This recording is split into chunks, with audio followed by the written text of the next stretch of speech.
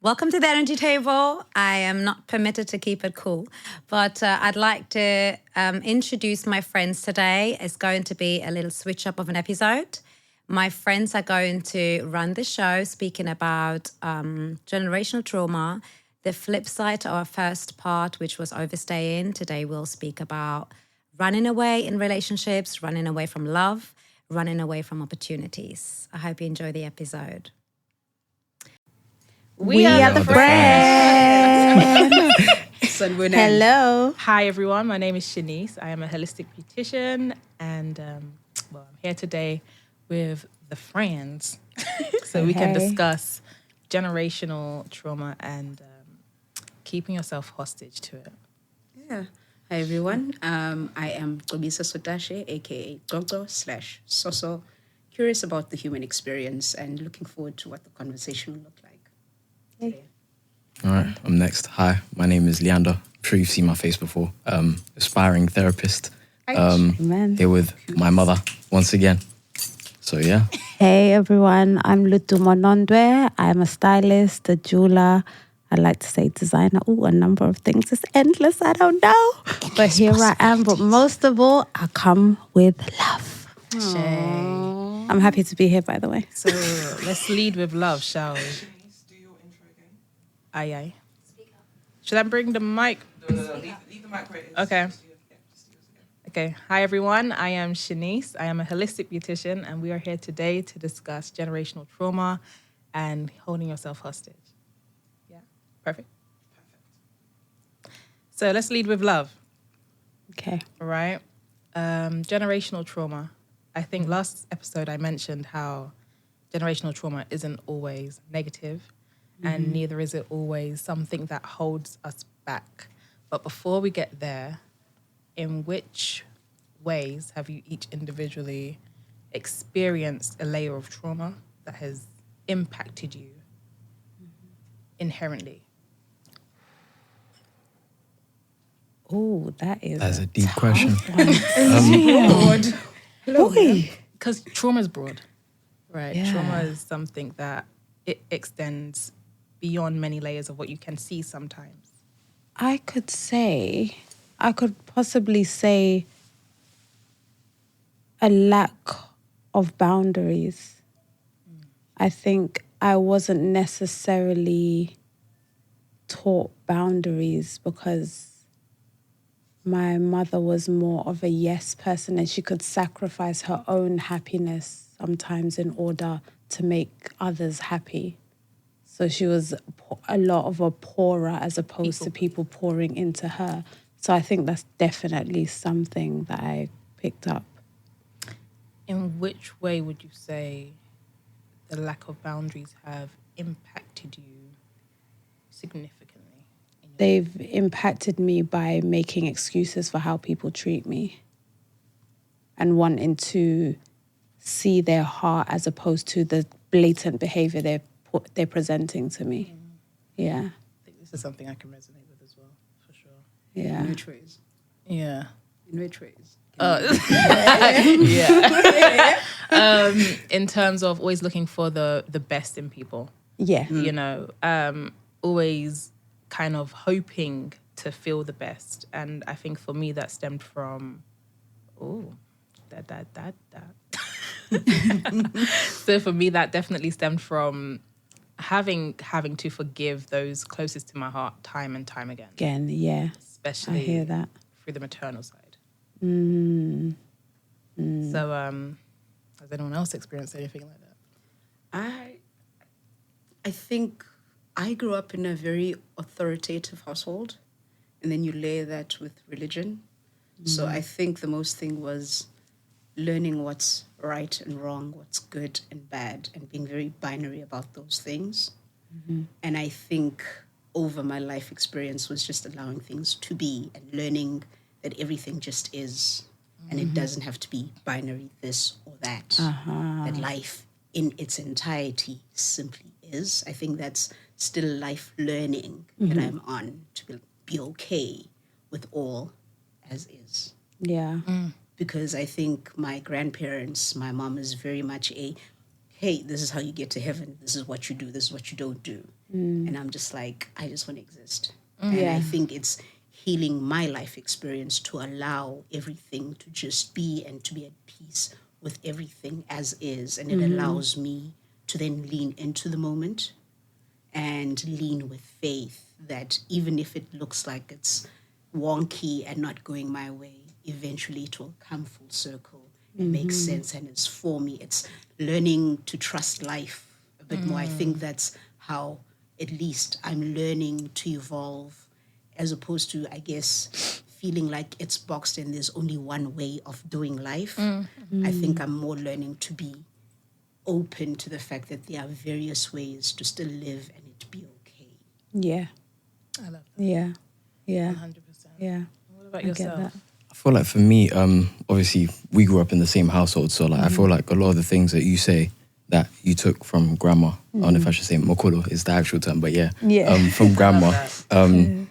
I feel like when it comes to like people pleasing and stuff like that, like I feel like I struggled with that a lot, like in my younger years, and maybe in like romantic relationships like early on in my life. But I feel like it got to a point where I realized that it was hindering my authenticity in a sense. Yeah. So it's like I feel like I have to be a certain way in order for me to please somebody, which is not how you should be, because I feel like you raised me to be authentic as well. Yeah. So I feel like in that sense, I've learned that you can still be a nice person, but you just have to be able to set your own conditions for things, create your own space. Yeah. I think is mainly what I learned. I feel like, How would you say you go about creating your own space?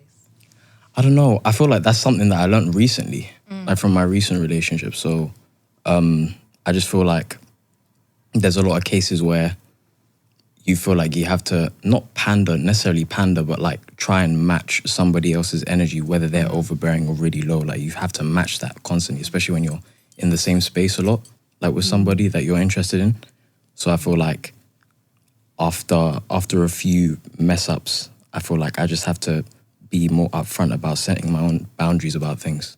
I love that for you. Yeah. And I think it takes a lot to just be more honest with yourself and come to understand situations that serve you, that don't.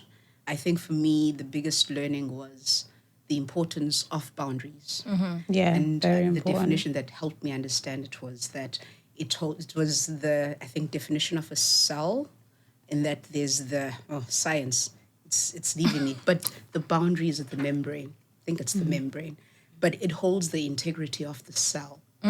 So without the membrane being there, the cell is distorted in who it is. And I think this is how, when we are able to assert our boundaries, we are able to hold the integrity of who we are. And I think that's when I learned the importance of honoring myself. And that's also standing in what my truth is, while still being okay, whether it is right or wrong, whether someone is like, okay, this is what you should do, but standing in, this is what I need. And I think, I don't know, how have you guys witnessed, I guess, the shift in people when you've asserted your boundaries? Because I think in my experience, when you tell someone your boundaries, you're giving that person the opportunity to love you and you, Yeah. but also you are trusting the relationship that it can hold space for you and what you need. Authentic. Yeah. Yeah. But sometimes I think that also rocks the relationship, because if people are used to you being a yes person, all of a sudden you say no and you don't give explanation, I think it rocks the boat a little. Yeah, it definitely does. It I think definitely like rocks the boat. another important thing to realize about relationships and love in general is that a lot of people see love as like a way of spoiling yourself, essentially. So it's like, obviously, anyone that's in love knows it's like the best feeling in the world when you're truly in love. So I feel like just spending time with someone, like you feel like, oh, like I feel fulfilled just being with another person. Like it feels nice, like you're spoiling yourself. So I feel like when you get too caught up in the spoiling of like, you know, the lack of loneliness in a sense for a lot of people, it's like you start to see a lot of signs that, maybe I shouldn't really be like putting so much in, because now I don't feel like I'm necessarily myself anymore. I feel like a lot of people lose themselves in toxic relationships. Yeah. So That's the truth. I feel like once you know it's toxic, you should just Then again, get there going. needs to be lessons to find within toxic Right? relationships, Yeah. because without a mirror of what you're doing, you know, because that's ultimately what you experience in a toxic relationship. You experience a part of you that needs healing. How are you going to address it? It has to become conscious. I think you're meant to take the lesson and move and not overstay. Yeah. That's it, really. Because I think Yeah. it's because we now are used to the term toxic and are quick to tag things as toxic. But And I red flags. more lean towards, and red flag. Everything is a red flag all of a sudden. People didn't answer your can't just be people. But I think I lean more towards the mirroring. Your relationships don't reflect what you are not. And I think they unbecome when you have learned the lesson and you walk away. 100%. So that's why I don't necessarily think we overstay. We stay for as long as we need until we learn the lesson, and then we move on. Right. And so I think we just need to think about when we say toxic and not be too quick to run away and walk away from situations. I think as a generation, we've become very quick at, this is this. We tag it and we move on. Definitely. But there's life lessons. There's so much more growth. of us. There's growth. There's healing. Yeah. Because I think our relationships reflect the parts of us that aren't healed, the parts we need to tend to. And we're able to walk away peacefully once we have started the work in us to make ourselves whole. Yeah. I love that. I think the logic I try to apply is that if it feels familiar to something that I know I don't want and I have obviously experienced before, then for me, that is my thing to be like, I can't stay here. Because you know I've better. already, Because you know better, Yeah. you've healed from it, Yeah. and now you can identify it. Yeah, it's your That's friend. different though. Yeah. Becomes your friend. Yeah. I think I wanted to take on something you all said. You touched a bit on religion and how that spiritual base has impacted you. And I think you both have also touched on just the characteristics that people embody that are formulated from that.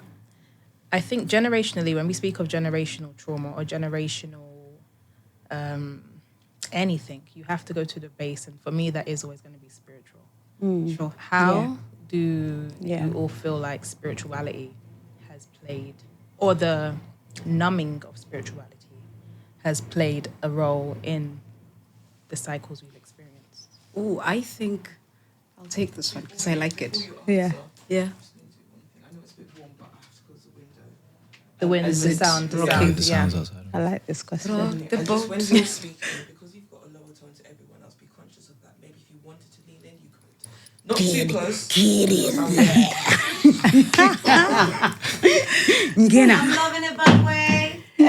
We're making you proud, Mama. Mama Bear, please. Sekhoa also running away. Same. All right, so head on. Yeah. So I think for me, spirituality has been my way out. My way of being okay with my path and healing my own life experience. Because, I'm raised in a Christian household, and we can talk about Christianity, how it's presented, how it was weaponized, but I think there's gems in there. I love that. So the thing that I live by is the importance of each person working out their own salvation. And in my quest to understand and make sense of my lived experience, I have come across the notion of we choose our families, we choose our parents, we choose our path. And this is because this is our soul journey to healing ourselves. Right. And so it's made me to be more at peace with everything that has happened. But I think the working out is the not being defined by what has been, but healing enough to transcend what has been Right. and living beyond that. That is the ultimate goal for sure. For me, that's what it's been. It's resetting, because if you think about how society, at least authoritative household, it's this is right, this is wrong, this is good, this is bad. And then it's unlearning all that society has said to domesticate, because we're animals. Yeah. But we've been domesticated because there is a collective I don't know, idea of this is what's right, this is what's wrong, ethics, etc. But it's resetting enough to knowing what is your truth. Yes. As an individual. Absolutely. And it is my spiritual base that enables me to not overly identify, I guess, with, oh, this is my mother's journey, this is my dad's journey. Because I've done that in my 20s, where I described and I guess identified with what their paths are, and in the course of trying to find myself. Finding yourself, right. And I realized it didn't serve me. No.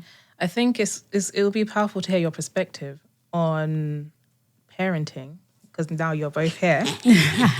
On parenting, discovering yourself authentically from that spiritual base. What was your spiritual base? To be honest, it was here and there, because I remember when I was young, we used to go to Church of England, because I grew up here. And then I was even, what do they call this? Baptized at some point. Hallelujah. I think when I was about 10, I was not happy. I'm not even going to lie. I was not impressed. I was like, what am I doing here? I look miserable in the pictures, because to me, I did not understand what I'm doing. I didn't feel like it aligned with me. But I was happy to do it for my mother, and I was doing it with my brother, which made it, a bit better.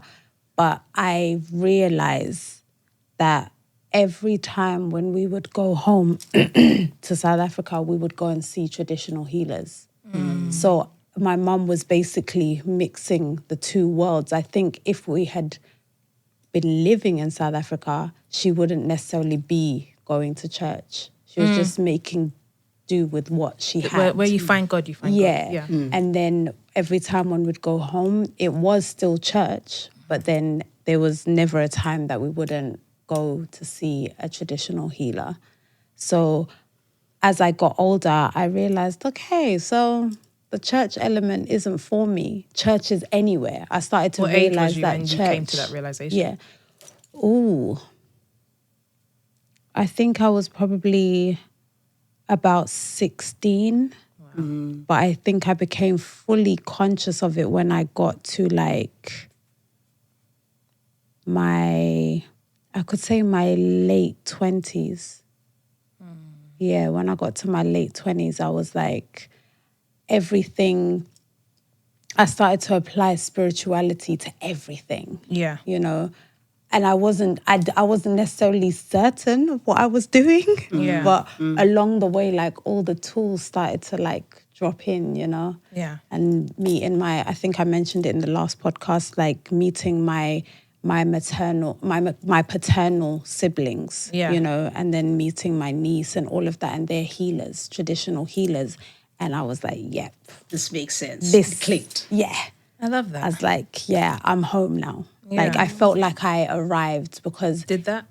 I was getting a lot of translations and understandings for so many things I had experienced in life where that I didn't understand, and I didn't know how to apply understanding to them. Right, right. So I now got the understanding. In terms of the people pleasing that you described earlier, do you feel like through spirituality, was you able to see more once you came to your own realization of self as well? Yeah. Or was it later? Sorry, ask me that again, sorry. So with the people pleasing aspect, was that within those years of you being 16 to your early 20s, or was that later on where you realized how much spirituality could open your eyes up to those realizations? I think it was definitely later on. Yeah. It was later on. I don't think I was fully aware. I was uncomfortable, but I wasn't aware. That's good. And then now... But you was aware of being uncomfortable. Yeah. And with him, for example, I feel like just him coming to me being mine, I started to understand exactly why I have him, and then the same thing with my kids. So I apply understanding in a spiritual sense, because the circumstance may not be great, but I'm like, they're clearly here for a reason and to teach me something. So I just have to seek to understand that. I love that. Yeah. I love that. And for you, how has your mother's base or foundation within self helped you cultivate who you are and see through your own patterns? I don't know. I feel like I learned a lot about myself through her, to be fair. Even when it comes to like spirituality to me is like such a loose term because I feel like I don't fully know what exactly it is, but like I'm still discovering like sides of it through her. So it's like, to me, like spirituality is essentially like trying to reach self-actualization, which is just trying to achieve your potential. Yeah, essentially. Whether That's you do it I through think, Christianity, yeah. whether you do it through, I don't know, Buddhism. It's very does vast. not matter. It doesn't. Yeah. you But can do it's it by that any that means reconnects you Yeah. to yourself. because you're That's looking what I into think. yourself. Yeah. With religion, spirituality, anything, you're just Yeah. looking into yourself. Yeah. Yeah. It's At a the end of the very day. individual journey. Whereas, like, we could say with religion, it's more, for the lack of a better word, cultish. Yeah. Does that make sense? Yeah, it gives that herdish Yeah. mentality. We all need to do the same thing at the same time. But Yeah, yeah. even if you look at the Bible, no I one mean- had the same story. I was But going to say this. God, greater being, Yeah. met you exactly where you were. Different people. Right. And I think spirituality allows us to be okay with being different. Yes. Believing in different things. It allows a full expression of life in its diversity. And I think the minute I opened myself, it was very confusing. It was very messy when I went from just being Christian to being spiritual. But then it's the best thing I've done because it's opened me up to so much more of life Yeah. and more of myself as well. Yeah. I love that. And I think it's important the way we don't take God away from any of them, you know? Right? Because I feel like there's a lot of trend today where it's separate, you know, whereas God resides within all forms of belief. Yep. Yeah. And is the foundation of our reality, which is what we call spirituality, right? But I feel like in terms of the generational cycles and the patterns of behaviors that we've seen and how we now know spirituality or lack of spirituality and a more confined version of it to impact us in our upbringings and through our lives, when it comes to our ancestors, do you all have an experience with your own personal ancestors where you can say, I saw that pattern from their experience and that is likely where mine stems from? I don't know. Look, in my view, I think I question. So I'll answer your question with a question. I wonder if we overly identify with our biological lineage. Yes. That's a Because good I think overly identify where with our I biological am lineage. is I can allow my mom to be my mom and allow her experiences to be hers. Okay, yes. I can allow my dad to be fully himself with all his glory, mistakes, and all, Right. and him be that. That's right. And I can grapple with myself and find out who I am. Still busy doing that. But it frees me to life as is and takes away the excuse of, I've seen ABC, so therefore I am. Yeah. Again, the transcending. Because I think if we spend a lot of time, I guess, just focusing, because remember we said spiritual, we are not just physical beings, but they're spiritual. There's everything else. Right. That's why the question, are we perhaps overemphasizing our biological lineage to, I guess, dictate our life experience when we know spirituality helps us transcend? I definitely appreciate that. Anyone have a take? I mean, it's the whole philosophy of like your kids are meant to be better than you. Yeah. Essentially, that is literally just it, I think. Like, so I don't know. I don't really know how to expand from that. I think that's just it, to be fair. Like, your kids are just meant to be better than you. I feel like you have to. I don't think there's anything necessarily wrong with identifying with your biological lineage because you are who you are. Right. But I feel like, again, not over-identifying is the key. And you have to be able to understand that once you separate yourself, you're just meant to do your own thing anyway. You're just How meant does to one detach.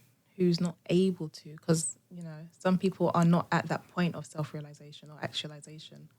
How does one, or what advices would we then say for someone to be able to create that detachment and go on that self journey of unlearning their cycles and unlearning, the grief. Because I feel like there is power in also knowing and accepting what it is that has made you.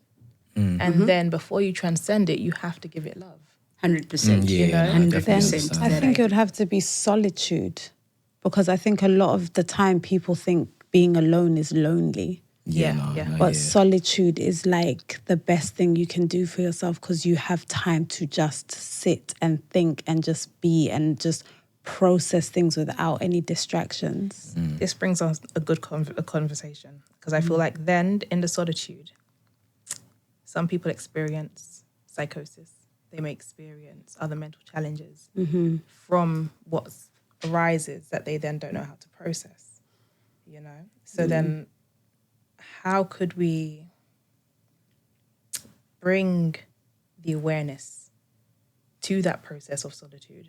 I think a good way to do that is like writing, I feel like just writing out your feelings might help. Your thoughts, Even if it's Thoughts, just, your feelings, just writing out. Even if a it's great way to- poetically or literally just writing for the sake of writing. Like, I feel like obviously when you do it poetically, it probably means more something you can build off of. But I think writing helps, And I think over and above that, I think it's the being okay with being alone. It's making peace and just knowing that I don't think anyone needs advice to sort out their lives. I feel like your life will sort itself out. And this is what I genuinely, you will know the discomfort if you're being taken to church. You will identify it. And I think the universe is kind enough to bring you people, connect you to your people that finally make sense why you were uncomfortable with church. And so I think each person's life will sort whatever they're going through. And so there isn't one solution for all. But it's go within. Even if it looks weird, scary, lonesome, go within, sit with it, sit with being uncomfortable. Also just be open to the universe providing for you. Because it knows you, it's about you. That's why you're here. And I think it's just the faith that it will get better. It's all for you. It's not happening to you, but for you. It's all of that. And whether it is painful in the moment, it's okay. And I think when you sit enough by yourself and alone, man, you're able to transmute pain. Like all of a sudden, it's no longer uncomfortable. You're just like, I don't want people no more. And it's so okay to enjoy your own company. I enjoy my own company. Way too much. Listen. I love that. I enjoy my own company, so it's hard for me to be lonely. I be having a jolly we're old never time, lonely, even if it's quiet, But I'm like, oh, this is nice. I love it because we're never lonely. Yeah. But I feel like also, because I think a huge part of us healing generational trauma is to come together as a community. And to be transparent, to be okay with this is where I fall short and this is what I'm working on. Sharing stories, sharing experiences. Do you know what I mean? So it's like community. Solitude is powerful, especially when you're in a space of comfort with self. Right? But when you're not yet there, community is important. However, our community, I feel like, is mostly religious dominated when we do gather. You know? We don't gather in sometimes just the people who are on a different journey, There's not enough gathering of that. I feel like the issue today is that there's a lot of judgment, though. I feel like that's why people are so scared of saying things. So I feel like the red flags and the toxic. I feel like that's something that like allows people to neglect like what solitude truly is. I feel like people use like the outside to distract themselves from their own thoughts and stuff. I think it's fear. Fear is a huge thing. Fear of judgment, definitely. I think that's why a lot of people don't speak out. How are we gonna override fear? I think it's being open to being vulnerable, and being honest with where we are as friends. And I think it's normalizing to say, this is what I need from my community. This is what I need from my people. And I think also in the definition of community, at least my experience is to be open about what that is. Because I think your life journey knows whom you need when you need them. And being open to people coming and going. Right.